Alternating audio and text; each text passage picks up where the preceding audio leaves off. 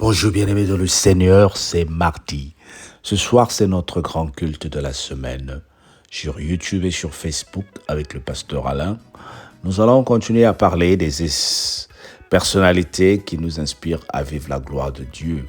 Et ce soir, nous allons parler du prophète Élie, un homme qui peut t'inspirer pour beaucoup de choses, un homme qui peut t'inspirer à vivre la gloire de Dieu, un homme qui peut te rappeler beaucoup de choses que toi et moi nous devons connaître dans le Seigneur.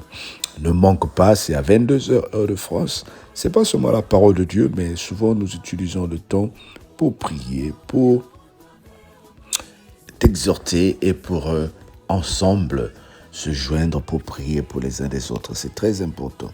Mais entre-temps, nous sommes en train de partager la parole de Dieu dans Jérémie 5. Nous lisons à partir du verset 20 pour aller jusqu'au verset 31, verset 21 jusqu'au verset 31. Écoutez ceci, peuple insensé qui n'a point de cœur. Ils ont des yeux qui ne voient pas. Ils ont des oreilles qui n'entendent point. Ne craignez-vous pas, dit l'Éternel. Ne tremblez-vous pas devant moi. C'est moi qui ai donné à la mer le sable pour limite. Limite éternelle qui ne doit pas franchir. Ces glots s'agitent, mais ils sont impuissants. Ils mugissent et ils ne la franchissent pas. Ce peuple a un cœur indocile et rebelle. Ils se révoltent et s'en vont. Ils ne disent pas de leur cœur, craignons l'Éternel notre Dieu, qui donne la pluie en son temps, la pluie de la première et de la dernière saison, et qui nous réserve des semaines destinées à la moisson. C'est à cause de vos iniquités que ces dispensations n'ont pas lieu. Ce sont vos péchés qui vous privent de ces biens. Car il se trouve parmi mon peuple des méchants. Il est pille comme l'oiseleur qui dresse des pièges. Ils tendent des filets et prennent des hommes. Comme une cage est remplie d'oiseaux, leurs maisons sont remplies de fraude. C'est ainsi qu'ils deviennent puissants et riches. Ils s'engraissent, ils sont brillants d'un bon point, et ils dépassent toute mesure dans le mal. Ils ne défendent pas la cause de l'orphelin. Ils se prospèrent et ils ne font pas droit aux indigents. Ne châtierai-je pas ces choses-là, dit l'Éternel. Ne me vengerai pas d'une pareille nation. Des choses horribles, abominables se font dans le pays. Les prophètes prophétisent avec fausseté, les sacrificateurs dominent sous leur conduite, et mon peuple prend plaisir à cela. Que ferez-vous à la fin? Amen. Que ferez-vous à la fin, dit le Seigneur. Le Seigneur dit, ne me craignez-vous pas, ne tremblez-vous pas devant moi. C'est moi qui ai donné la mer, le sable pour limite. Alors que nous avons pourtant accepté d'adorer et de glorifier les dieux qui n'ont pas des yeux, les dieux qui n'ont pas des oreilles. Quels sont les yeux qui n'ont pas Dieu? Quels sont les dieux qui n'ont pas des oreilles? Mais il y en a plusieurs. Les dieux qui n'ont pas Dieu, les yeux, il y en a plusieurs. Aujourd'hui que nous servons l'argent, nous servons les réseaux sociaux, nous servons toutes ces choses-là. J'étais en train de partager le mardi dernier au niveau de la cellule. Aujourd'hui, les chrétiens, lorsque nous avons un problème, nous partons sur Google pour aller chercher la solution. Lorsque tu as un problème avec ton homme ou bien ta femme, tu préfères aller écouter les coachs dans les réseaux sociaux qui vont te dire comment gérer ces problèmes. Mais est-ce que cette coach qui te dit comment gérer ton foyer connaît qu'est-ce qui a créé ce que tu vis comme problème? Je donne un exemple. Par exemple, ton mari ne supporte pas le sel. Il t'en parle. Mais chaque fois qu'il t'en parle, tu t'énerves, tu te fâches. Alors il a pris la résolution de ne plus manger ta nourriture. Sans qu'il te dise. Il a juste pris la résolution. Et toi, tu continues à préparer. Mais tu as remarqué que même quand il mange, il prend une seule cuillère. Et tu as commencé à paniquer. Tu as commencé à appeler coach. Tu as commencé à appeler coach X.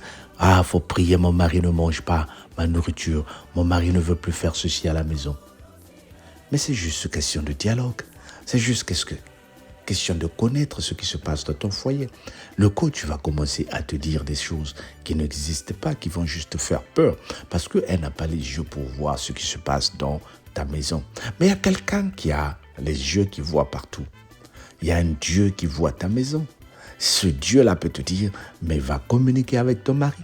Ce Dieu-là va te dire, mais va communiquer avec ta femme. Ce Dieu-là va te dire, mais qu'est-ce que tu as ouvert comme porte dans ta vie?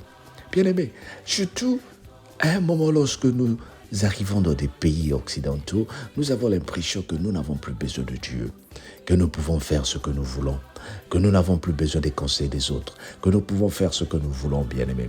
Le Seigneur te dit, rabaisse-toi et écoute. Prends soin d'écouter les autres. Prends soin de savoir qu'est-ce qui se passe. Pourquoi cette situation s'est introduite dans ma maison? Pourquoi cette situation s'est introduite dans ma vie? Pourquoi je me retrouve avec autant de problèmes? Au lieu d'aller chercher des gens qui sont à 70 km pour te dire, je ne te dis pas de ne pas appeler les hommes de Dieu. La Bible dit, appelle les hommes de Dieu. Qu'il prie et qu'il prophétise sur toi. C'est biblique. Mais chaque fois qu'une situation arrive, nous sommes là pour te soutenir dans les moments de faiblesse et de prière.